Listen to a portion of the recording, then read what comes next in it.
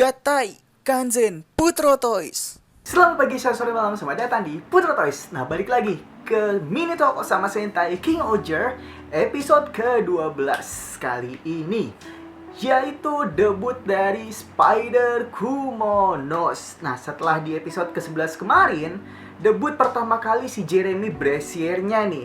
Nah, di episode kali ini kita akan diperlihatkan masa lalu dari si Jeremy Brasier yang mind-blowing banget dan kisah sedih di balik si Kaguragi. Ternyata si Kaguragi yang nurut sama Lackless itu ada alasannya yang bakal diceritakan di episode kali ini.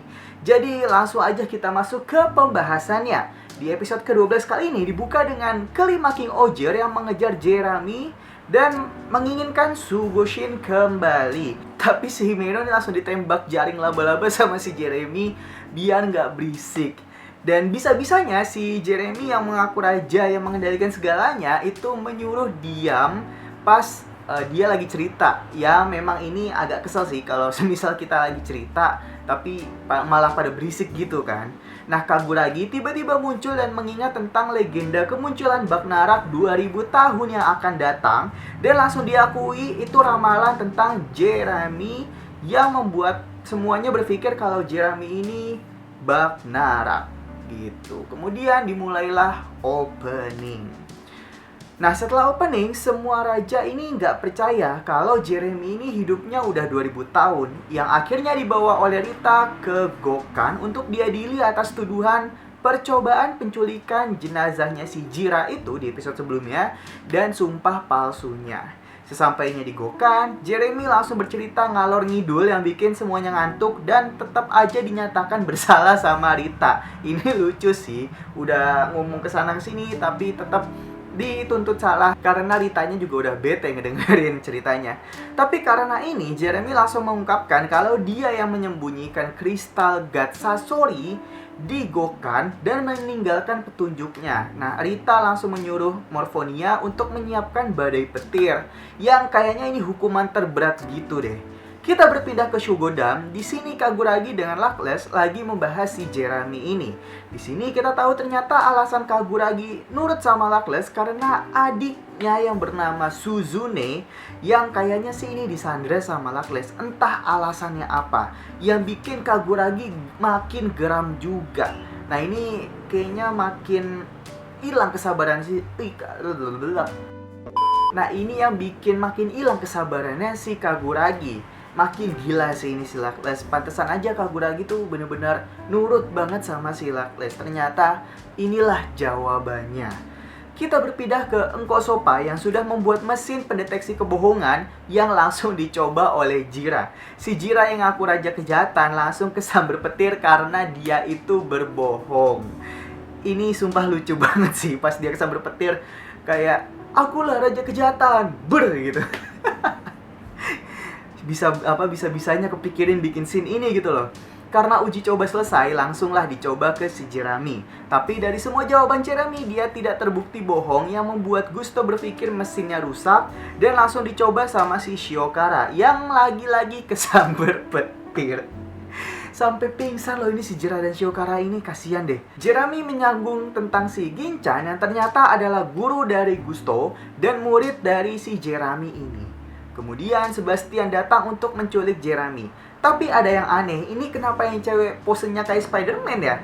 Dan yang lucunya lagi si Shiokara ini tuh sadar karena teriakannya si Rita.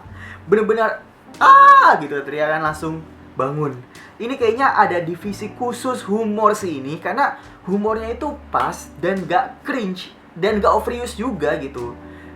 Ya kayak Kira Major kemarin itu kan jujur aja cringe banget sih menurut saya.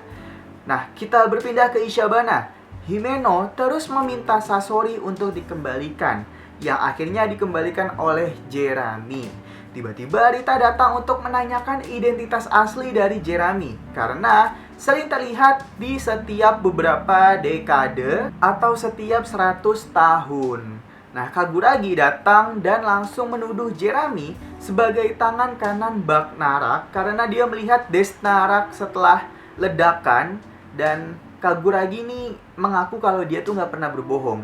Apa-apaan dia ngeklaim nggak pernah berbohong? Semuanya juga udah tahu lah ya pas di kerajaan Tofu si Jeremy tuh yang ingin berteman sama Jira malah nangkep si Jira buat dikasih ke si Rita. Aduh, parah sih ini si Kaguragi. Nah, tiba-tiba Bagnarak muncul di Ishabana dan Jeremy langsung pergi menghampiri Bagnarak. Jeremy mulai bercerita lagi yang bikin semuanya nggak paham. Bahkan Jira yang udah berpikir keras pun tetap nggak paham. Itu emang Jira yang on apa gimana sih?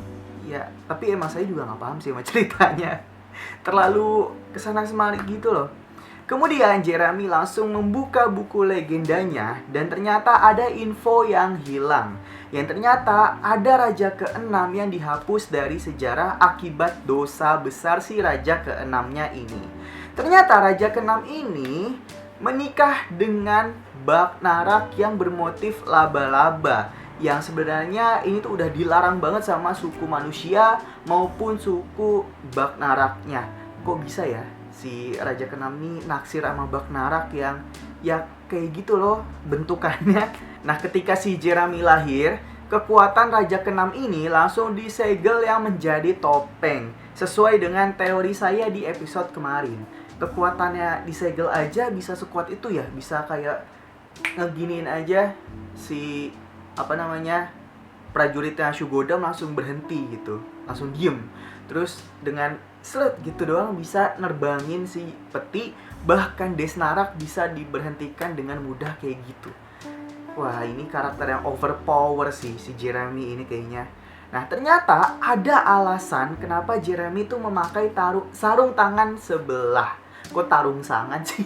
Sarung tangan, sorry.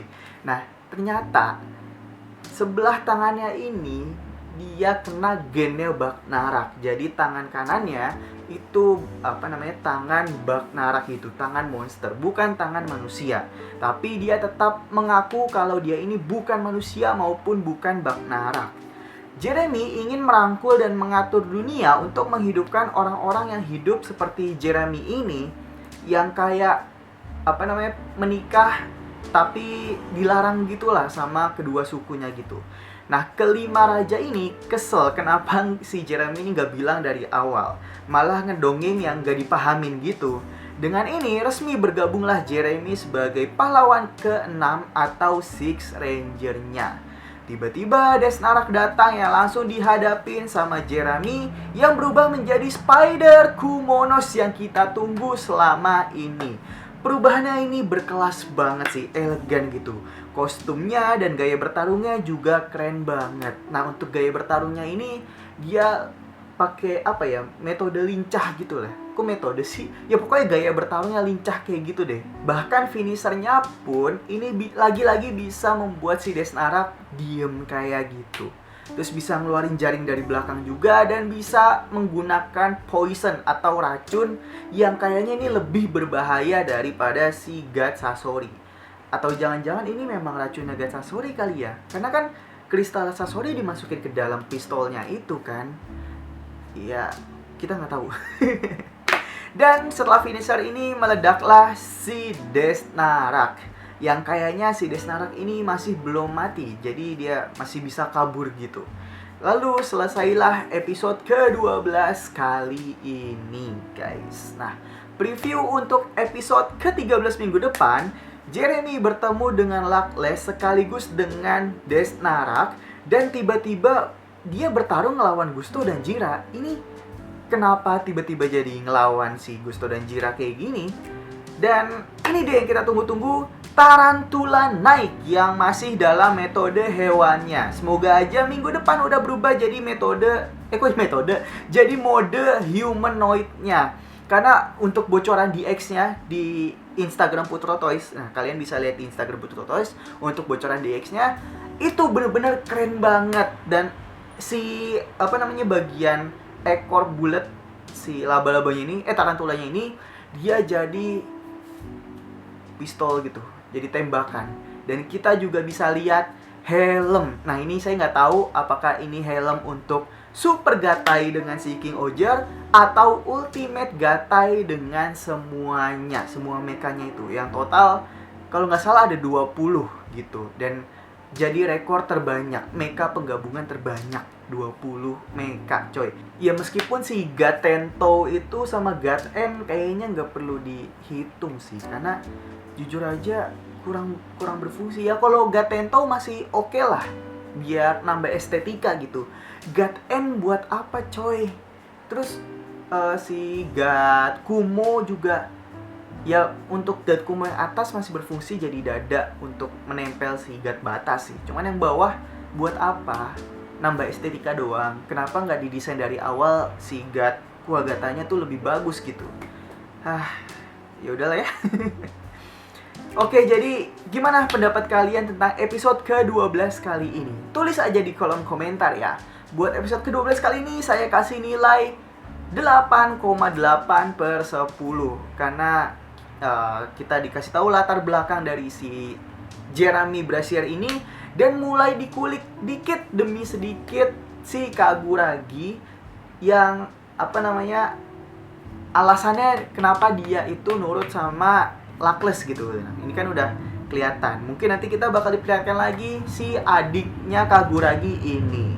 Oke guys, jadi sekian dulu aja untuk Mini Talk Osama Sentai King Oger episode ke-12. Jangan lupa di like, subscribe, dan share juga supaya nggak ketinggalan Mini Talk Osama Sentai King Oger episode ke-13 minggu depan. So, sekian dulu. Jangan lupa di like, subscribe, dan share juga. Dan komen juga.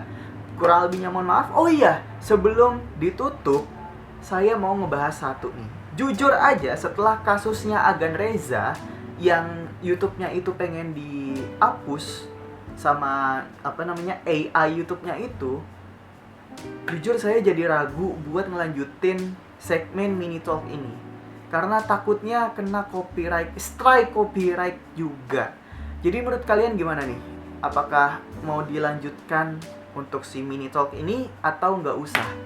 Ya, mohon saya minta pendapatnya. Tolong tulis di kolom komentar ya.